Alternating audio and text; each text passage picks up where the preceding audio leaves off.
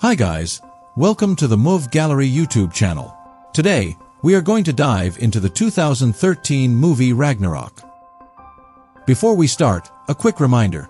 If you haven't subscribed yet, make sure to hit that subscribe button and join us. And don't forget to watch this amazing story till the end and leave a like. At the beginning of the movie, we're shown a group of Vikings from the 9th century. They're about to test their strength and courage. The daughter of King Osar tries to stop them because she believes that their foolish actions will lead to the death of all the Vikings. However, the king dismisses her concerns. Determined to prove their might, the king and his army, with a ram to use as bait, head towards an island located in the middle of a lake. As they approach the island, a creature suddenly emerges from the lake and attacks everyone. The scene then shifts to the present day. Here, we are introduced to Sigurd, an archaeologist specializing in the Norse people, known as the Vikings. Due to his demanding work, he barely gets any time to spend with his two children, Ragnhild and Brage. One morning, as he wakes up, we see that he has an important meeting lined up. The outcome of this meeting will decide whether he continues to receive funding for his project. Sigurd's project is centered around the Oseberg ship, located in a museum in Oslo. During a brief introduction at the museum, Sigurd reveals an intriguing discovery. The Vikings had traveled much farther and deeper into the world than what history has traditionally recorded. However, we see that none of the investors believe what he is saying. This is because he has no evidence to prove his theory. Due to this, Sigurd decides to present some of the artifacts he discovered to the investors. Among these artifacts is something resembling a serpent's head, along with some patterns, which he shows to them. He also explains that after analyzing these patterns, they translate to the word Ragnarok. However, the investors do not believe this story. They dismiss his theory as foolish and baseless and decide to withdraw from the project.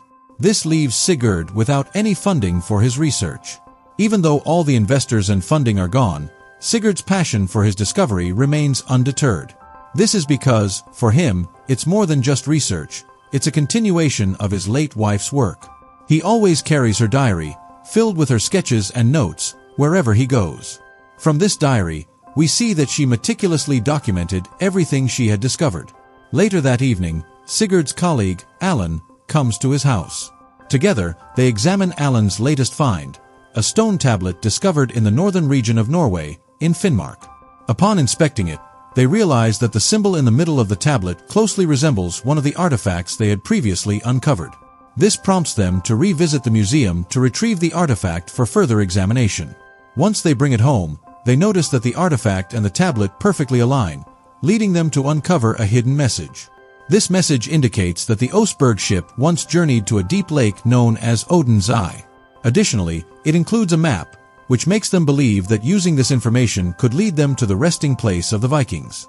Sigurd decides that this discovery needs further investigation. So, he convinces his children to join him on a trip to Finnmark, framing it as a vacation. This way, he can continue his research while also spending time with them. His daughter reluctantly agrees, but only after he promises to buy her a new computer when they return. Sigurd happily agrees, and they all fly to Finnmark. At the airport, they are met by Alan's assistant, Elizabeth, and a peculiar-looking man named Leif. Once they reach their destination, their next task is to find the mysterious lake mentioned in their findings. As they journey toward the lake, they come across an old, decaying fence that once marked the border between Norway and the Soviet Union. Despite warning signs that prohibit entry, the group proceeds, as Sigurd is determined to test his theory, no matter the obstacles. After trekking through the forest for several kilometers, they finally reach the lake and notice a small island in its center. They realize this must be the island previously referred to as Odin's Eye. To reach it, they gather nearby wood and construct a makeshift raft. Using this raft, they make their way to the island. Once they arrive, they begin examining the area for traces of metal and discover numerous bullet casings scattered around. While continuing their exploration, the children decide to venture off on their own to investigate the surroundings. After a short walk, Sigurd's daughter discovers an old Russian bunker, while his son, Brage, stumbles upon a massive cave. When Sigurd inspects the cave, he notices that it is incredibly deep. The group then decides to use ropes to descend into the cave for a closer investigation. As they move deeper inside, they eventually come across an ancient Viking helmet, confirming their theory further. This discovery makes the group very excited, as they finally have proof that their theory is correct. The Vikings had traveled further than anyone had believed, exploring the world and eventually reaching Finnmark. While continuing their search for more evidence, Bragg finds a round object. Without telling the others, he foolishly hides it in his bag. Meanwhile, the group discovers more Viking relics, such as weapons and shields. Once they've gathered all the evidence, their goal is to present it to the museum. However, it is revealed that Leif is an opportunist. Instead of handing over the artifacts, he plans to sell them secretly. He orders everyone to pack up the relics. Using a rope, he climbs out of the cave, taking all the items with him, leaving the group stranded. He then cuts the rope and throws it down, then escapes in the boat. But Leif's escape is short-lived. As he reaches the middle of the lake, a mysterious creature drags him underwater. Meanwhile, the group inside the cave finds a Viking skeleton, which terrifies the daughter. She insists on going home.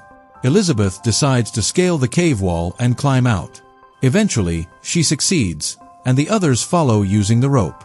With no boat, the group decides to spend the night on the island.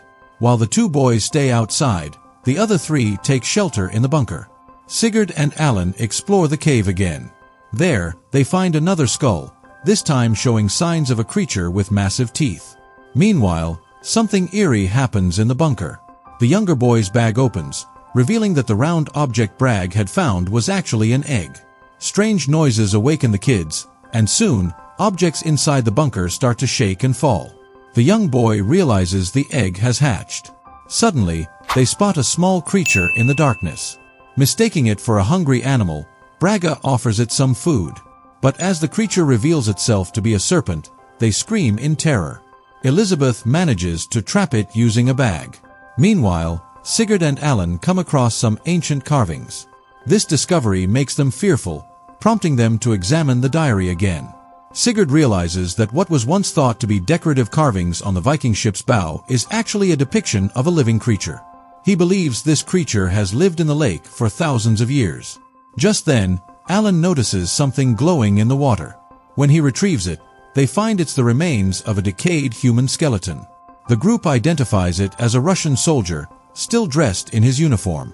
They deduce that, like the Vikings, these soldiers also met their end here. This confirms their worst fears. The creature is still alive. In a terrifying moment, the creature appears, confirming their theory. The group panics and rushes to escape the cave, fearing the beast might attack their remaining companions. While Elizabeth and the two kids are in the bunker, the small serpent inside the bag wriggles, causing one of the cables connected to the bunker to shake. This cable stretches all the way to the bottom of the lake. The vibrations attract the giant serpent, which follows the cable to the bunker and strikes it. As the bunker begins to sink toward the lake, Elizabeth quickly tries to escape through the rear door. However, before anyone can get out, the shaking bunker causes the door to jam shut, making it impossible to open. Fortunately, the jammed door is wedged by two small trees. This allows Alan and Sigurd to quickly rush in and pry the door open, saving everyone inside. The group then runs into the forest, stopping to catch their breath. They're all terrified, unable to comprehend how such a creature could still exist. They understand they must leave the island as quickly as possible. The group attempts to construct a raft to cross the lake. During this time, Alan finds the bag with the serpent and decides to secretly take it with him. Inside another destroyed bunker, they find a grapnel gun and a hook. Using these, they manage to shoot a line across the lake. Alan tests the line by going across first. After confirming it's safe, the kids follow successfully. However, when Sigurd tries to cross, he gets stuck halfway. Elizabeth uses her rope to help him, but Sigurd's hook detaches and snags on another, narrowly saving him. Hanging in the middle of the lake, Sigurd almost falls, but Elizabeth manages to pull him to safety. As they both prepare to cross, the serpent surfaces for the first time and attacks. Both fall into the water, but Alan uses a flare to fend off the creature and save them. Though they make it to shore, the serpent doesn't let up.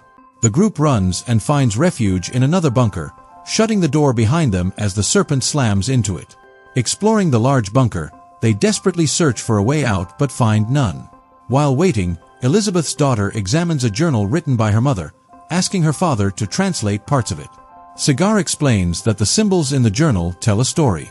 It describes how a Viking king, with his army, tried to capture the serpent. However, despite their efforts, they all perished, except for the king's daughter, Asla. She documented the event as a warning to future generations, advising them not to disturb the creature. Realizing the significance, Sagar spots a series of pipes and suggests they might lead to an exit. Following the pipes, the group eventually finds a door to the surface. Using nearby shelves, Elizabeth lifts Alan onto her shoulders so he can reach the door and open it. Successfully, Alan escaped the bunker, but at this moment, everyone hears a sound coming from Alan's bag. When Sagar opens it, he finds the small serpent inside. Furious, Sagar believes Alan's decision to keep the creature was wrong. Despite Alan's repeated demands for the bag, Sagar ultimately decides to give it back to him. At this moment, the serpent rushes in and kills Alan. Afterward, it tries to use the door to enter the bunker. However, due to its massive body, the tunnel collapses. This traps Elizabeth and Sagar inside. The two kids run to a safe place to escape. However, the giant serpent chases after them. Both kids hide, with the sister holding her brother's mouth tightly to stop him from screaming. But she doesn't know that serpents can't hear sound. Once the serpent passes their hiding spot, they realize they're safe for now. They decide to come out and look for their father. However, the serpent is actually still behind them. Eventually, the serpent corners the two children. At that critical moment, Sagar regains consciousness. Hearing the kids' screams, he quickly rushes to their location. Just as the serpent prepares to attack the kids, Sagar walks in holding the serpent's baby.